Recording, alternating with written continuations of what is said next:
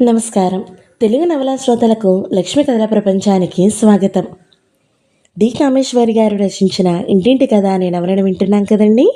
ఈరోజు ఈ వీడియోలో మనం పార్ట్ 3 వినేద్దామండి. మీ అమ్మాయికి ముందు నుంచే ఇలాగా ఉందా? లేదు బాబు. నవ్వుతూ తుళ్ళుతూ గెంతుతూ 6 ఏళ్ళు అల్లారు ముద్దుగా పెరిగింది. 6 ఏళ్లకి మాయదారి జ్వరం, అదేం జ్వరమో మహమ్మారిలా వచ్చి నా కూతురి కాళ్ళు పొట్టన పెట్టుకుంది.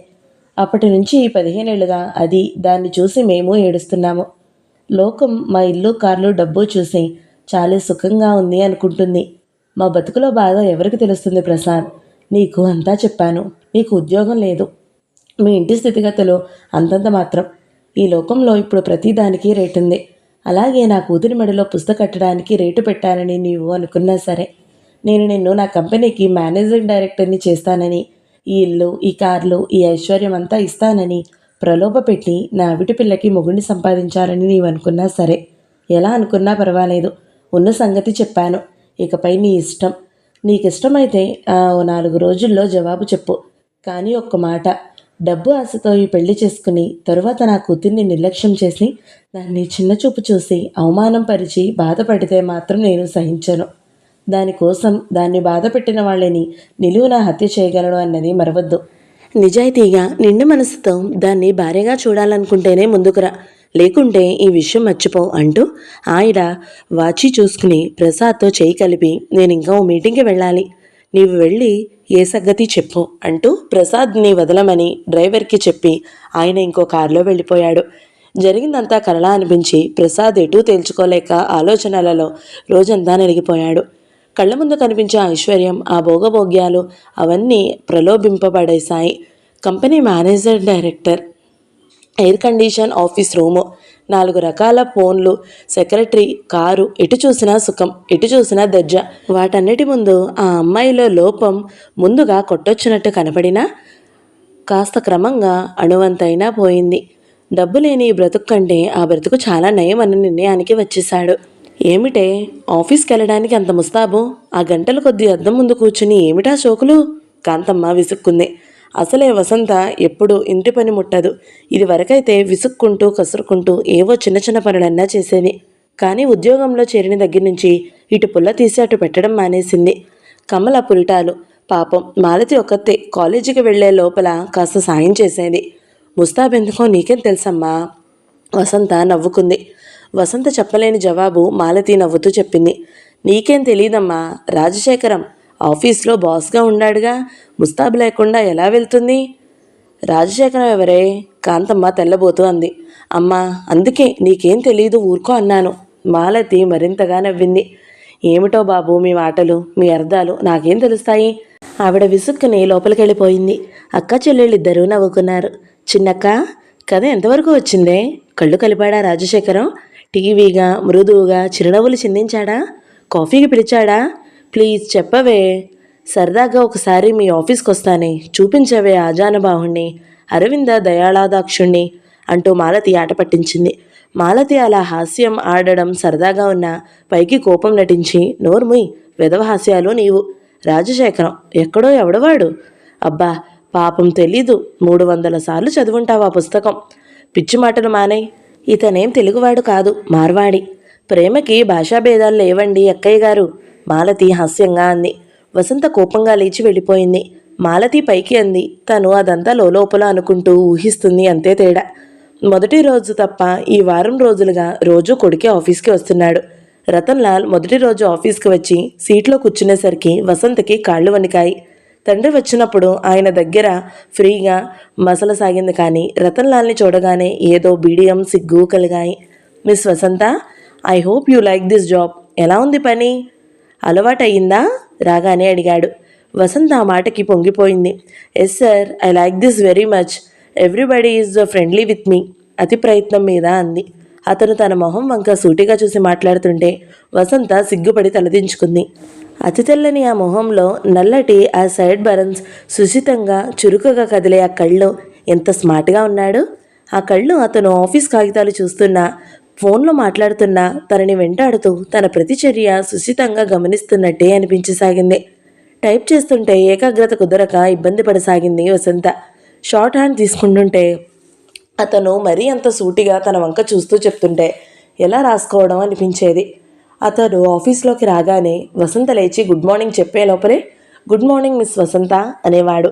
తన కింద పనిచేసే అతిమామూలు స్టెనోకి అంత ప్రాముఖ్యత ఇస్తూ అతనంత మర్యాదగా మాట్లాడుతుంటే అది తనకి చూపిస్తున్న ప్రత్యేకత అనుకుని పొంగిపోయింది. అతనెంత మంచి బట్టలు వేస్తాడు. అతని తెల్లటి తెలుపుకి ఏ రంగు వేసినా అందంగా ఉండేవాడు. ముఖ్యంగా చాక్లెట్ కలర్ ప్యాంటు, లేత గులాబీ రంగు షర్టులో అబ్బా ఏం పర్సనాలిటీ అనిపించేది. తన అదృష్టం కొద్దీ ఈ ఆఫీసులో పని దొరికింది. లేకపోతే ఏ ముసలి చెమట కంపు ఆఫీసరో దొరికితే చచ్చేది. అబ్బా, కొందరు ఆఫీసరు హోదాలో ఉన్న చెమట కంపు టెల్లిన్ బట్టలు, చినిగిపోయిన ఆకు చెప్పులు చూస్తే గుమస్తాల కంటే నికృష్టంగా ఉంటారు. మాలతి అన్నట్టు తనకు మంచి రోజులు వచ్చాయి కనుకే ఆ రాజశేఖరంని మించిన బాస్ దొరికాడు. దేవుడు దయ తలిస్తే. మిస్ వసంత, రావణ్ బ్రదర్స్ డ్రాఫ్ట్ పంపామంటున్నారు, అందిందా? ఫోన్లో మాట్లాడుతున్న రతన్ లాల్ మౌత్ పీస్ మూసి వసంత్ అని అడిగాడు. పరధ్యాసగా ఉన్న వసంత అతను 2 సార్లు పిలిస్తే అని పలకలేదు. మిస్, రతన్ లాల్ కాస్త అసహనంగా పిలిచాడు. ఆలోచనల్లోంచి తేరుకున్న వసంత ఉలిక్కిపడి ఎస్ సార్ అంది. ఆమె పరధ్యానాన్ని, ఆ ఎర్రబడిన మొహాన్ని వింతగా చూస్తూ మళ్ళీ చెప్పాడు. ఎస్ సార్, ఇవాళ ఉదయం పోస్ట్లో అందింది అంది. అతను ఫోన్ పెట్టేసి ఏమిటి అంత పరధ్యానంగా ఆలోచిస్తున్నారు? Anything wrong? No sir, no, గాబరాగా అంది. అతను అదోలా చూశాడు. అతని పెదాల మీద చిరునవ్వు మెదిలింది. ఫాతిమాతో ఈ వారం 10 రోజులుగా మంచి స్నేహం కుదిరింది వసంతకి. ప్రత్యేకంగా ఫాతిమా కోసం ఇంట్లో తల్లి ప్రాణం తీసి రోజుకో రకంగా టిఫిన్లు తెచ్చేది. ఇద్దరు ఒకరివి ఒకరు పంచుకుని తినేవారు. సాయంత్రం బస్టాప్ వరకు ఇద్దరూ కలిసి వెళ్ళేవారు.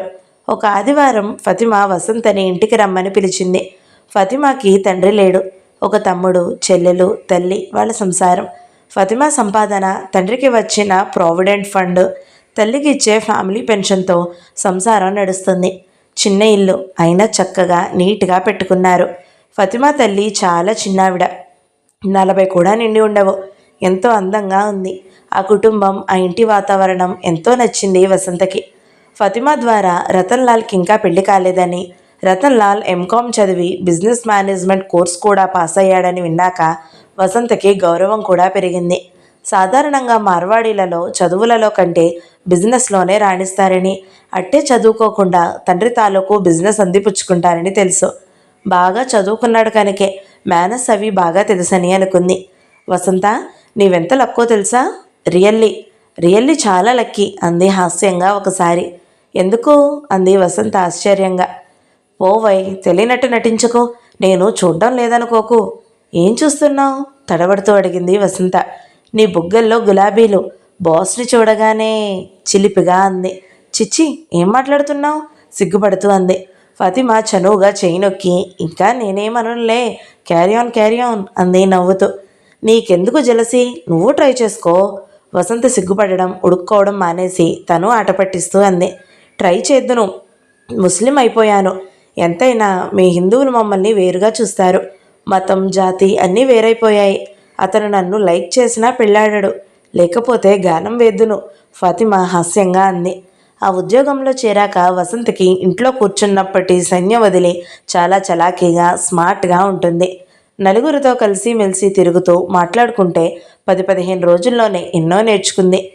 ప్రపంచిక విషయాలు ఫాతిమా నుంచి చీర అందంగా కుచ్చిళ్ళని బిగుతుగా ఓ పక్కకి ఎలా కట్టుకోవాలో, కనుబొమ్మల ట్రిక్ చేసుకోవడం, కనురెప్పలపై క్రీమ్ రాసుకోవడం, ఎఫెక్ట్లలో ఎంత మార్పు ఉంటుందో, ఏ షేడ్ లిప్స్టిక్ ఎప్పుడు వేసుకోవాలో మొత్తం వగేరా మేకప్ అన్నీ నేర్చుకుంది. తల్లి ప్రాణాలు తీసి అప్పుడప్పుడు కొనుక్కున్న లిప్స్టిక్లు, ఐబ్రో పెన్సిల్స్, ఇదివరకు వాడనివన్నీ ఒక్కొక్కటి వాడకంలో పెట్టింది. అందం దేవుడిచ్చిన వరం అయితే ఉన్న అందాన్ని ఇనుమడించుకోవడం, తీర్చిదిద్దుకోవడము ఒక కళే అనిపించింది.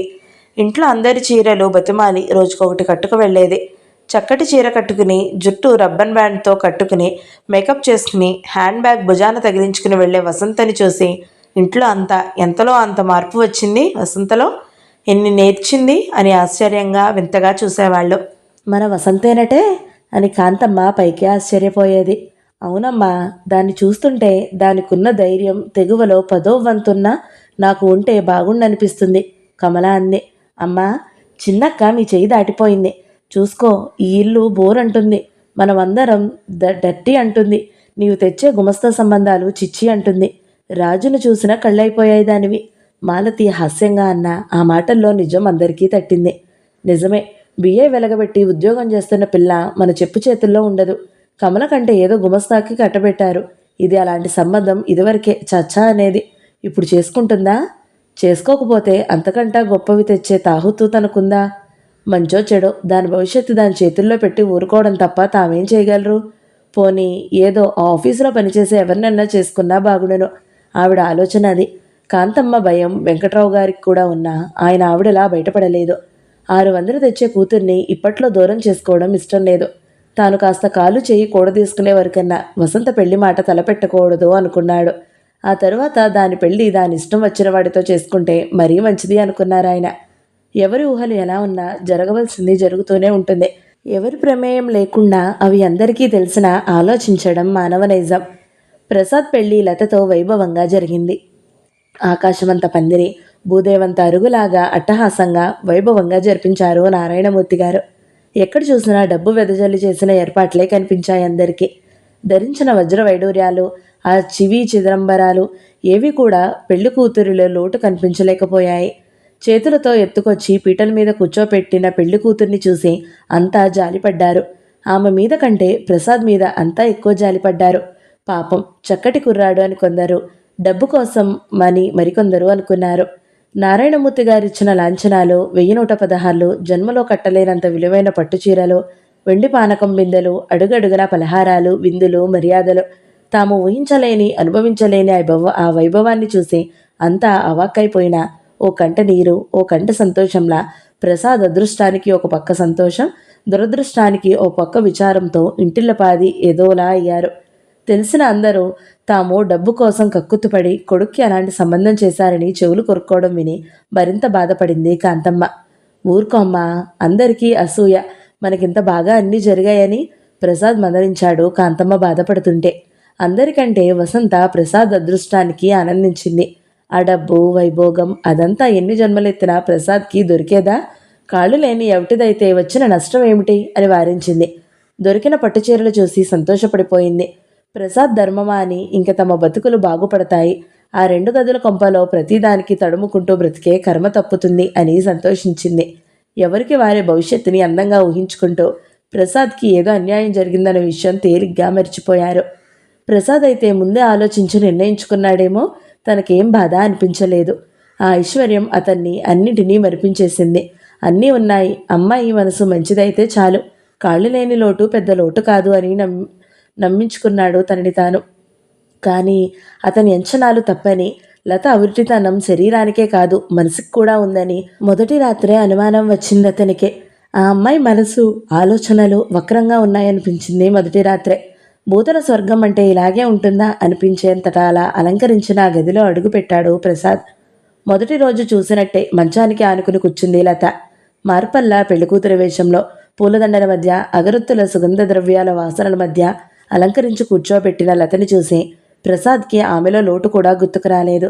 గదిలోకి వెళ్ళగానే ప్రసాద్కి ఏం చెయ్యాలో తెలియక తడబడ్డాడు. లతని మొదటి రోజు తర్వాత మళ్లీ పెళ్లిలోనే చూశాడు. ఆమెతో అసలు మాట్లాడలేదు అప్పటి వరకు. అతను అంగీకారం తెలుపగానే 15 రోజుల్లోనే పెళ్లి ఏర్పాట్లు చేశారు నారాయణమూర్తి గారు. దాంతో ఇద్దరి మధ్య పరిచయం, చనువు లేదు. అతని గదిలోకి రాగానే లత ఏమాత్రం సిగ్గుపడకుండా సూటిగా అతని వంకే చూసింది. ఆ చూపుల్లో మొదటి రాత్రి పెళ్లి కూతురుకు ఉండాల్సిన సిగ్గు, బిడియం లేకుండా ఓ విధమైన దర్పం కనబడింది. ప్రసాద్ ఆ చూపుకి తడబడి తరువాత ప్రయత్నపూర్వకంగా నవ్వాడు. ఏమిటలా చూస్తున్నావు అంత తీక్షణంగా అంటూ మంచం మీద కూర్చున్నాడు. మిమ్మల్నే అంది లత అతని వంక నిశ్చితంగా చూస్తూ. ఏం, నేను వింత మృగంలా ఉన్నానేమిటి? చనువుగా నవ్వాడు.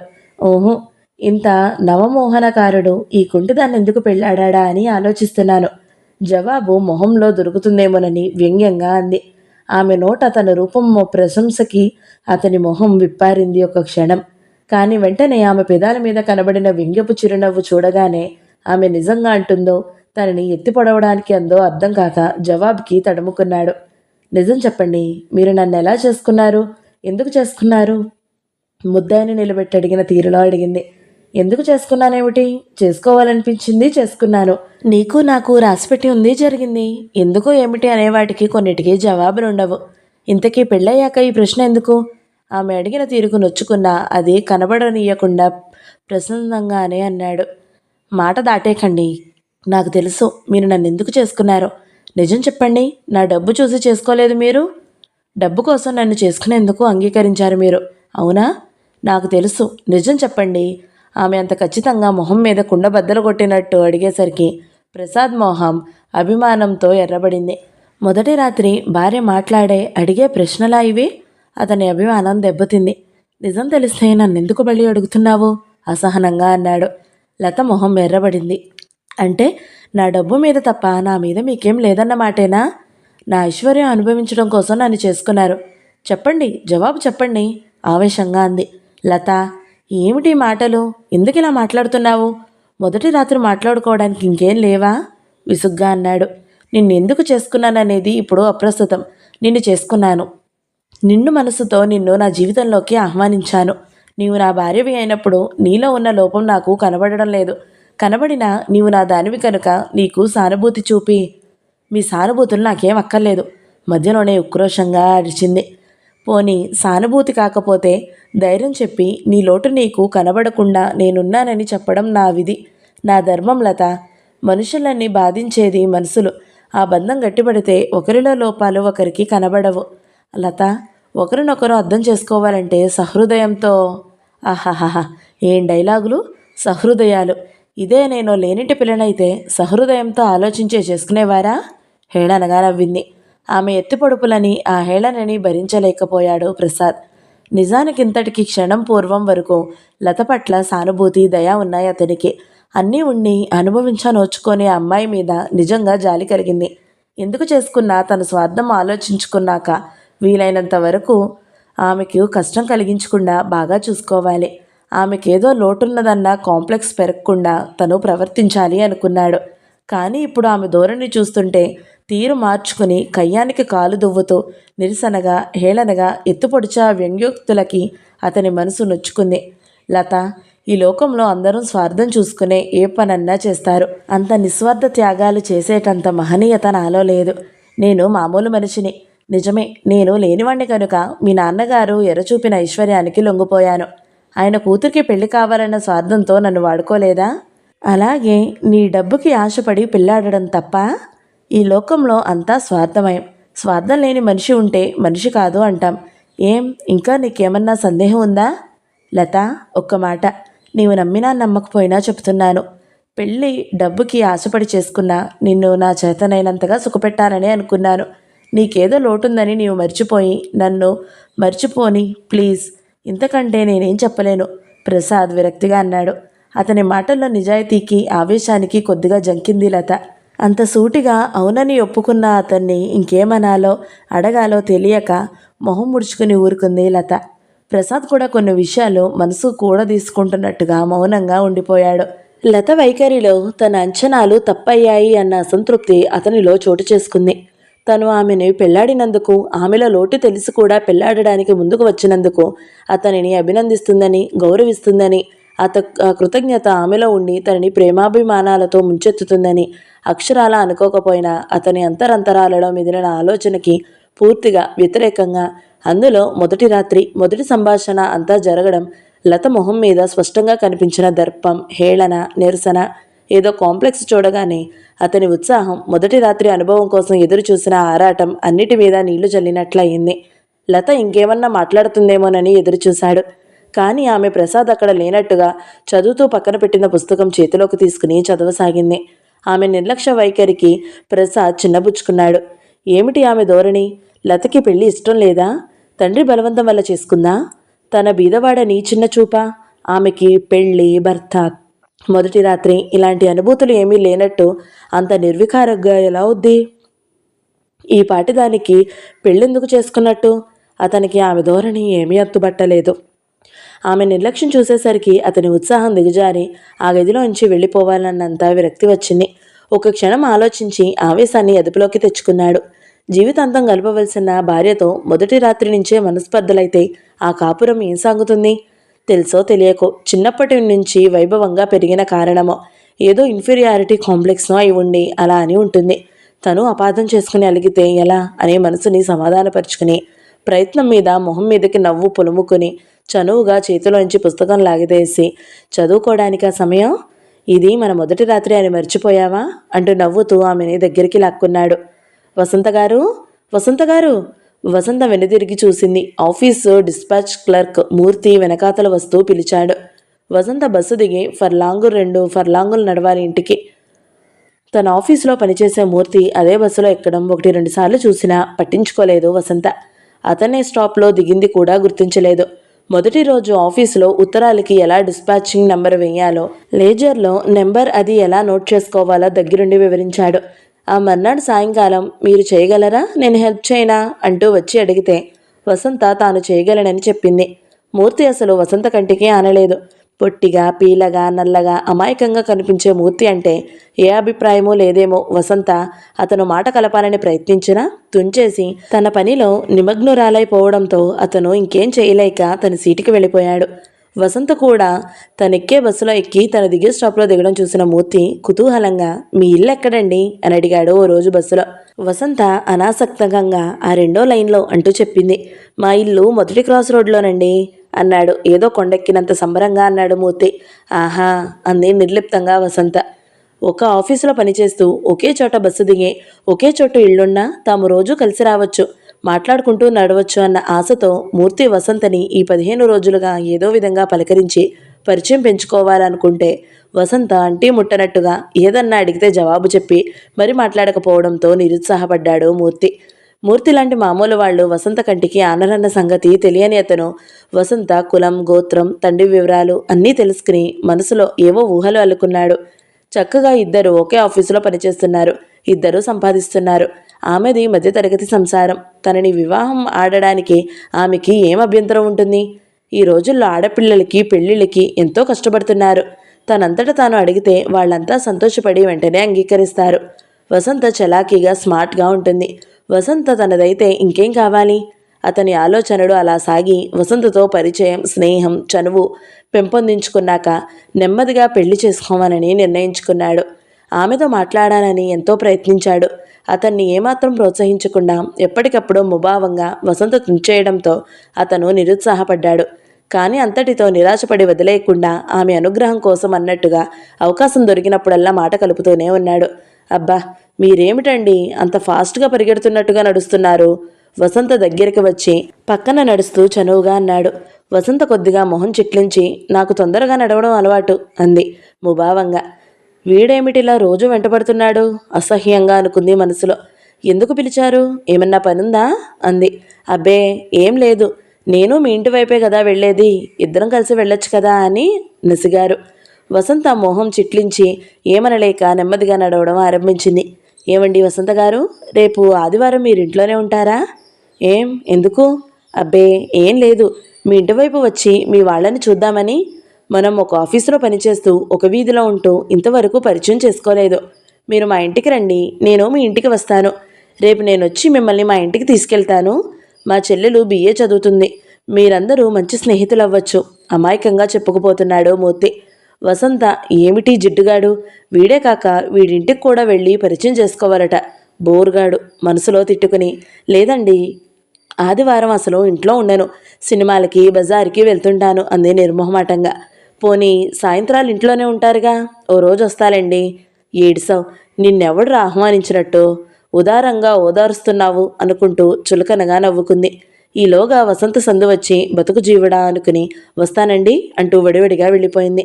వసంత చిరాకు, ముఖభావం అర్థం చేసుకోలేని మూర్తి ప్రతిరోజు బస్టాప్లోకి రాగానే పలకరించేవాడు. ఒకరోజు సందు మొదట వసంత కోసం ఎదురు చూస్తూ నిల్చునేవాడు. 2 సార్లు వసంత ఇంటికి వెళ్ళాడు. ఇంటికి వచ్చిన అతనితో ఇష్టం లేకపోయినా మాట్లాడక తప్పలేదు వసంతకి. ఇంట్లో అందరినీ పరిచయం చేయక తప్పలేదు. చనువుగా, కలుపుగోలిగా అందరితో మాట్లాడిన మూర్తిని అందరూ మంచివాడు, పాపం సరదాగా ఉన్నాడు అనుకున్నారు. ఎవరే వాళ్ళు? మనవాళ్లేనా? ఇంటి పేరేమిటి? పెళ్ళయిందేమిటి? కాంతమ్మ ఆరా తీసింది. వసంత తల్లి వంక చొరచొరా చూస్తూ ఎందుకే ఆరాలు తీస్తున్నావు? పెళ్లి సంబంధానికా అంది కోపంగా. అయ్యో రాత, ఏమిటి ఆ రుసరుసలు? నిక్షేపం లాంటి కుర్రాడు, ఈడు జోడు అవుతుందని అడిగాను. ఏం ఇంతకంటే మంచి సంబంధం దొరుకుతుందేమిటి మనకి, మన తాహుతాకి? మంచి సంబంధం, గుమస్తా ఉద్యోగం, మాస్టర్ కొడుకు, మంచి సంబంధంలా కనిపించే నీ టేస్ట్ మెచ్చుకోవాలి. వసంత హేళనగా నిరసనగా అంది. అమ్మా, నీకెన్నిసార్లు చెప్పాలమ్మా? అక్కయ్య, రాజశేఖరం. మాలతి నవ్వుతూ అంది. ఎవడే ఆ రాజశేఖరం? కొంపదీసి ఏ కులం గోత్రం లేని వాడేమిటి? ప్రేమించి పెళ్లి చేసుకుంటుందా ఏమిటి? కాంతమ్మ అనుమానంగా చూస్తూ అంది. అమ్మా, రాజశేఖరం అంటే ఎవరూ కాదమ్మా, ఓ నవలలో హీరో. అలాంటి అందగాడు, డబ్బున్నవాడు కావాలట వసంతకి, కమల అంది. వస్తాడు. మన అమ్మాయి అందానికి, మనమిచ్చే కట్నానికి, మన తాహుతాకి అయ్యే సంబరం. ఇంకా ఏమిటో అనుకున్నాను, కాంతమ్మ కోపంగా అంది. వస్తారమ్మా, వస్తారు. నవల్లో హీరోయిన్ మనకంటే బీదది. అదేనమ్మా ప్రేమ గొప్పదనం. నోరు మూసుకోండి, వెధవ వేళాకోళాలు మాని కాంతమ్మ లేచి వెళ్ళిపోయింది. వసంత ఆ కేకలు, ఆ వేళాకోళాలు ఏమీ పట్టించుకోలేదు. ఆమె ఆలోచనలు, ఊహలు వేరు. ప్రసాద్ వివాహం జరిగి 2 నెలలే అయినా అతనికి 2 ఏళ్లుగా, ఎన్నేళ్లుగానో వైవాహిక జీవితంలో విసిగిపోయిన వాడిలా అయిపోయాడు. డబ్బిచ్చే సుఖాలు, అనుభవం పాతపడగానే, అలవాట్లు, అనుభవాలు అన్నీ రొటీన్లో పడగానే జీవితం అతనికి నిస్సారంగా అనిపించసాగింది. ఎయిర్ కండిషన్ గదుల చల్లదనం, డన్లాప్ల మెత్తదనం, స్టీరియో రికార్డుల మాధుర్యం, ఎన్నడూ చవిచూడని పదార్థాల రుచిదనం, అడుగులకి మెడుగులొత్తే నౌకర్ల వినయం, జన్మలో తొడుక్కోలేననుకున్న సూట్లు బూట్ల అనుభవం, సినిమాలలో మాత్రమే చూపిన నైట్ క్లబ్లు, హోటళ్లు, అపురూప సౌకర్యాలు, కాలు కింద పట్టనక్కర లేకుండా అడుగులో కారు ప్రయాణాలు, ఇవన్నీ అతనికి తీపి తిని మొహం మొత్తినట్టుగా 2 నెలలకే పాతపడిపోయాయి. ఏదన్నా అనుభవంలోనికి రానంతవరకే విలువ అన్న సంగతి అతనికి తెలిసిపోయింది. అందని దూరంలో ఉండి కావాలని అరులు చాచినది చేతిలోకి రాగానే అది అపురూపత్వం పోగొట్టుకుంటుంది అన్న సంగతి తెలిసిన తరువాత ఈ డబ్బు, అవి ఇచ్చే సుఖాలు తాత్కాలికమని తెలిసాక అతని దృష్టిలో డబ్బుకి విలువ పోయింది. ఆ డబ్బు విలువ పడిపోగానే లతతో అతని సహచర్యం అడుగడుగున నిప్పుల మీద నడకలా తయారైంది. జీవితంలో అతి ముఖ్యమైనది వివాహ బంధం. ఆ వైవాహిక జీవితంలో అర్ధాంగి సహకారం, సానుభూతి, అవగాహన, అన్యోన్యత లోపిస్తే జీవితం ఎంత దుర్భరంగా తయారవుతుందో ప్రసాద్కి 2 నెలల వైవాహిక జీవితంలోనే అర్థమైపోయింది. లత శారీరక అవిటితనం అతనికంతా బాధించలేదు, కానీ ఆమె బుద్ధి, ఆలోచనలు ఎంత వక్రంగా ఉన్నాయో తెలిసాక తమ డబ్బు కోసం ఆ పెళ్లి చేసుకోవడం ఎంత పొరపాటో అర్థమైంది. ధనవంతునింట ఏకైక కుమార్తెగా పుట్టడం, అల్లారు ముద్దుగా, ఆడిందాటగా, పాడింది పాటగా పెరగడంతో ఆమెలో మంచితనం, పెంకితనం అన్నీ ఎక్కువయ్యి తను అన్నదే రైటు, తను చెప్పిందే వేదం అనే అలవాట్లు అయ్యాయి. కూతురు ఏమన్నా ముద్దుకించే చలామణి అయ్యేది తల్లిదండ్రులకు. ఆమె నోట్లో నుంచి మాట వచ్చిందే తడువుగా కొండ మీద కోతిని సహితం అమర్చేవారు. ఆమె అలిగితే వాళ్ల ప్రాణాలు తలకిందులైనంత గాబరాపడి బ్రతిమలాడి ప్రసన్నరాల్ని చేసుకునేవారు. ఆమెకు 1 డిగ్రీ జ్వరం వస్తే చాలు, కాలు కింద పెట్టనీయకుండా 1 డజను డాక్టర్ని పిలిపించేవారు. ఊర్లో ఏ కొత్త రకం గౌను వచ్చినా, ఆటబొమ్మలు వచ్చినా కొని ఇల్లంతా నింపేవారు. చుట్టుపక్కల పిల్లల్ని కూతురితో ఆడుకోవాలని ఇంటికి రప్పించేవారు. లత ఎంత చెప్పితే అంత అలా తలాడించాలి అని చెప్పేవారు. ఆమె ఇవ్వందే ఏ బొమ్మ ముట్టుకోకూడదు, ఆమె పెట్టందే చాక్లెట్లు అడగరాదు. ఆమె కూర్చోమంటే కూర్చుని, పరిగెత్తమంటే పరిగెత్తి, నవ్వమన్నప్పుడు నవ్వి, 6 ఏళ్ల పిల్ల వయసులో ఇరుగు పొరుగు పిల్లల మీద అథారిటీ చూపిస్తూ తనో మహారాణి, వారంతా సేవకులు అన్నట్లు ప్రవర్తించే కూతురు వైఖరి చూసి తల్లిదండ్రులు కూతురిలోని టీవీ, దర్జా చూసి మురిసిపోయేవారే తప్ప అది తప్పని వారికి తట్టలేదు. చిన్నప్పటి నుంచి తను మిగతా వారికంటే పైమెట్టు మీద ఉన్నానని, మిగతా వారికంటే ప్రత్యేకత తనకుందని ఆ చిన్నపిల్ల మనసులోనే నాటుకుని ఆమెతో పాటు ఆ అహంభావం పెరిగి పెద్దదయింది. ఆమె ప్రవర్తన తల్లిదండ్రులకి ముద్దుగా ఉంది, కానీ ఇంట్లో నౌకర్లు, చాకర్లకి ప్రాణాంతకమైంది. ఇరుగు పొరుగు వారి బంధువుల విమర్శలకి లోనయింది. పిల్లని పాడు చేస్తున్నారు. అమ్మ బాబోయ్, పట్టుమని 6 ఏళ్ళు లేవు, దానికెంత పొగరు! తిండికి లేకపోయినా నాకేం అభిమానం లేదా? డబ్బుంటే వాళ్లకుంది, మా పిల్లలని అలా ఏడిపిస్తుందా? ఇప్పుడే ఇలా ఉంది, రేపింకా పట్టా పగ్గాలుంటాయా? మొక్కై వంగనిది మోనై వంగుతుందా? ఆ ముద్దంతా వదలగొడుతుంది. పెద్దయ్యాక అప్పుడు తెలుస్తుందా తల్లిదండ్రులకి? నౌకర్లు ఇరుగు పొరుగు చాటుగా తిట్టుకునేవారు. అందరి ఉసురు తగిలిందో లేక ఆమెకి తల్లిదండ్రులకి బుద్ధి చెప్పాలనో కానీ దేవుడు తుల్లెపడే లతకాళ్ళు తీసుకుని ఆమెకి తల్లిదండ్రులకి బుద్ధి చెప్పాడు. వారికున్న లక్షలన్నీ ఖర్చు పెట్టడానికి సిద్ధపడ్డా ఆమెకు కాళ్ళు రాలేదు. ఏ డబ్బు చూసుకుని తాము అందరికంటే మిన్న అనుకున్నారో ఆ డబ్బు వారికి ఎందుకు ఉపయోగపడలేదని అర్థమయ్యాక కూతురికి పట్టిన దుర్గతికి కన్నీరు మున్నీరుగా విలిపించారా తల్లిదండ్రులు. తానేం కోల్పోయిందో చిన్నతనంలో అంతగా అర్థం కాకపోయినా పెద్దవుతున్న కొద్దీ లతకి తెలిసి వచ్చింది. అప్పటి నుంచి ఆమెలో ఏదో కసి, కోపం, శూన్యత భావం అన్నీ కలిసి ఆమెను అదోలా తయారు చేశాయి. పరుగులు పెట్టే అదే పిల్లల్ని చూసి కసి, షికార్లు తిరిగే వాళ్ళని చూసి ఉక్రోషం, భుజాన సంచులు తగిలించుకుని హుషారుగా స్కూల్కి వెళ్లే పిల్లల్ని చూసి అసూయ పడేది. తనకు దక్కని సుఖాలు మిగతా వాళ్లకెందుకు దక్కాలి అనే కసి మనుషుల మీద పెంచుకుంది. ఎవరి మీద చూపాలో తెలియక కోపం ప్రాణం లేని వస్తువుల మీద తీర్చుకునేది. బొమ్మల కాళ్ళు చేతులు విరిచేసేది కసిగా, తలగడలు విసిరేసేది, పుస్తకాలు చించి పోగులు పెట్టేది, జుట్టు పీక్కునేది, పాల గ్లాసులు, భోజనం పళ్ళాలు విసిరేది కోపంతో. నౌకర్ల మీద ఏదన్నా తప్పు దొరికితే కాట్ల కుక్కలా కలియబడేది. కూతురి అవతారం, ఆమె మూడు చూసి తల్లి తండ్రి హడలిపోయేవారు. ప్రతి క్షణం ఆమెని ప్రసన్నం చేసుకుని శాంతింపజేయడానికి నానా తంటాలు పడేవారు. బుజ్జగించి బ్రతిమలాడి లంచాలు ముట్ట చెప్తూ అన్నం తినిపించేవారు. కూతురు ఎక్కడ బాధపడుతుందోనని మిగతా పిల్లల్ని ఇంటికి రానియడం అనిపించారు. ఆమె కోసం వాళ్ళిద్దరూ అన్ని సరదాలు చంపుకుని అనుక్షణం ఆమెని కనిపెట్టుకుని కూర్చుండేవారు. ఎంత బిజినెస్ వ్యవహారాలున్నా తండ్రి కూతుర్ని షికారుకు తీసుకువెళ్లడం, సినిమాకి తీసుకువెళ్లడం చేసేవారు.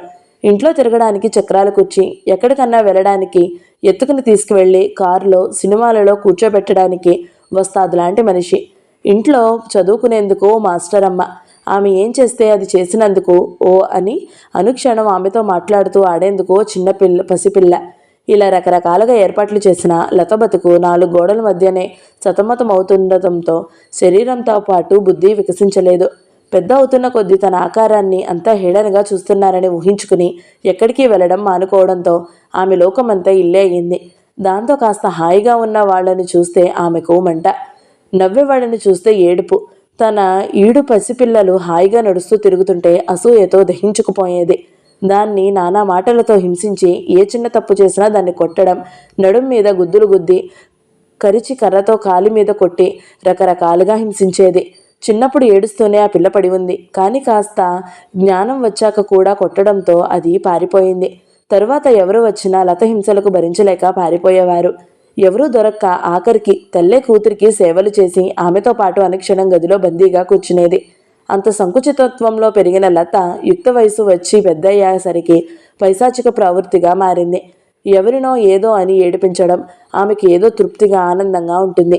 ఏదో కక్ష సాధించినట్లు అనిపిస్తుంది ఆమెకు. అన్నాళ్ళు ఇంట్లో నౌకర్లు తప్ప ఆమె ఆగ్రహానికి గురి కావడానికి ఎవరూ దొరకలేదు. ఇంటింటి కథ 3వ భాగం సమాప్తం. ఈ వీడియో మీకు నచ్చినట్లయితే లైక్ చేయండి, షేర్ చేయండి, మంచి కామెంట్ పెట్టండి. ఇలాంటి మరిన్ని వీడియోల కోసం మన ఛానల్ని సబ్స్క్రైబ్ చేసుకోండి. Thank you so much for watching. నమస్తే.